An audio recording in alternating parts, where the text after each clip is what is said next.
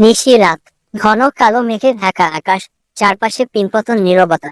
গ্রামের প্রান্তে একটি পুরনো ভাঙাচোরা বাড়ি, যাকে সবাই ডাকে কালো দালান। গ্রামে প্রচলিত কথা ছিল, এই বাড়িতে সন্ধ্যার পর কেউ ঢুকলে আর ফিরে আসে না। সেদিন ছিল অমাবস্যার রাত। গ্রামের কয়েকজন কিশোর মিলে সিদ্ধান্ত নিল বাড়িটির রহস্য উদ্ঘাটন করবে।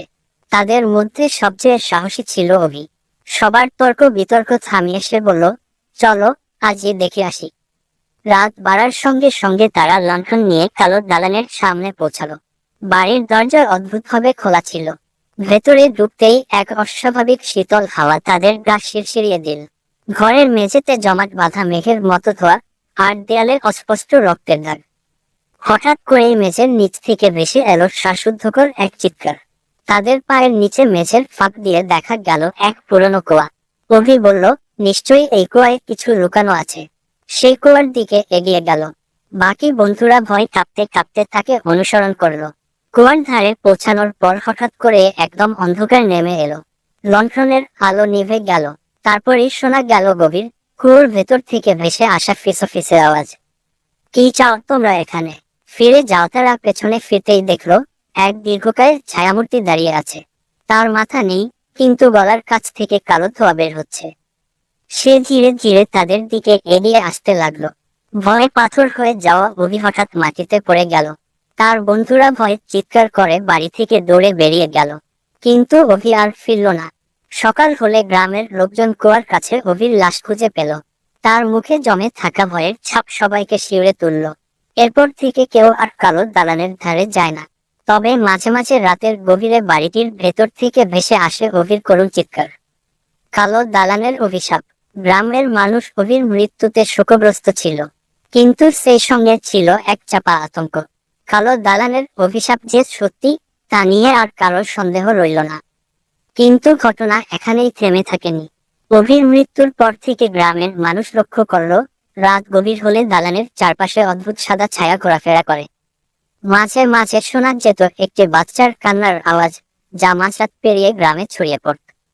গ্রামের প্রবীণ মানুষজন বলতো, এই দালানের নিচে কোনো এক কালো সত্য লুকিয়ে আছে। অভি হয়তো সেটা জাগিয়ে দিয়ে গেছে। এদিকে অভির ঘনিষ্ঠ বন্ধু রাকেশ অভির মৃত্যুকে কিছুতেই মেনে নিতে পারছিল না। সে প্রতিজ্ঞা করল, যেভাবেই হোক এই রহস্যের শেষে বের করবে। ভোরের আলো ফোটার আগেই সে এক ঝাড়ফুঁক জানা সাধুর কাছে গেল। সাধু সব শুনে বলল, ওখানে এমন কিছু আছে যা মানুষের হাতের বাইরে। ওখানে পা দেওয়া মানে নিজের প্রাণ হাতে নিয়ে খেলতে যাওয়া। তবু তুই যদি সাহস করিস, তবে এই পুঁথি আর ত্রিশূল নে। কিন্তু সাবধান, যাই ঘটুক পিছনে ফিরে তাকাস না। সেই রাতে রাকেশ তার হাতে পুঁথি আর ত্রিশূল নিয়ে কালো দালানের দিকে রওনা হলো। গা ছমছমে অন্ধকার রাতে দালানটি যেন আরো বেশি ভয়ঙ্কর দেখাচ্ছিল। দরজার সামনে এসে সে জোরে উচ্চারণ করলো মন্ত্র। সঙ্গে সঙ্গে একটা বিকট আওয়াজ করে দরজা খুলে গেল। রাকেশ ভেতরে ঢুকে মন্ত্র পাঠ শুরু করলো। হঠাৎ সে দেখতে পেল, একটি অদ্ভুত আকৃতির ছায়ামূর্তি তার সামনে দাঁড়িয়ে আছে। তার চোখ নেই, কিন্তু তার দৃষ্টি যেন রাকেশের ভেতরটা ছিঁড়ে বের করে আনছে। মূর্তিটি তার দিকে এগিয়ে এলো। রাকেশ মন্ত্র পড়তে থাকলো, কিন্তু হঠাৎ করেই চারপাশ অন্ধকার হয়ে গেল। এরপর সে অনুভব করলো, কেউ যেন তার কাঁধে হাত রেখেছে। গলার কাছ থেকে শোনা গেল ফিসফিস করে বলা একটি কথা, তুইও মরবি, তোর বন্ধুর মতো। কেন এসেছিস এখানে? রাকেশ ভয়ে চিৎকার করলো, কিন্তু পিছনে ফিরে তাকালো না। সাহস করে ত্রিশূলটি উঁচু করে ছুঁড়ে মারল মূর্তির দিকে। সঙ্গে সঙ্গে মূর্তিটি বিকট চিৎকার করে অদৃশ্য হয়ে গেল। তারপর কুয়ার কাছে জমাট বাঁধা রক্ত ধীরে ধীরে শুকিয়ে যেতে লাগলো। রাকেশ দালান থেকে বেরিয়ে এল। গ্রামে ফিরে সবাইকে বলল যে কালো দালান এখন আর নিরাপদ নয়।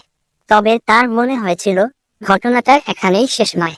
সেই রাতের পর থেকে রাকেশ ঘুমের ভেতরে প্রতিদিন একটি স্বপ্ন দেখে, একটা বাচ্চা ছেলেকে, যে তাকে বলছে, আমাকে উদ্ধার কর।